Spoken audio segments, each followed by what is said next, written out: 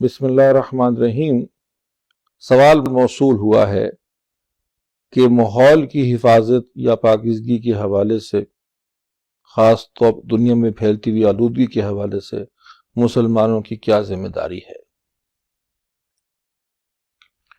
دیکھیے، سب سے بہترین امت اور قوم ہو کے ذمہ داری اگر ہماری ہی نہ ہوئی تو کس کی ہوگی؟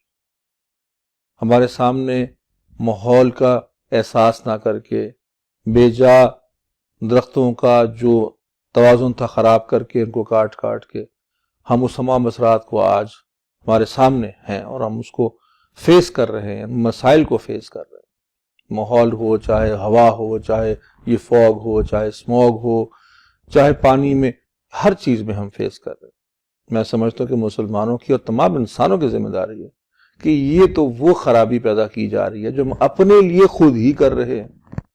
خود ہی ہم نے سانس لینا ہے نا۔ ماحول کو خراب کرنے والا اور ماحول کو نہ خراب کرنے والا ایک ہی ہوا میں سانس لیتے ہیں۔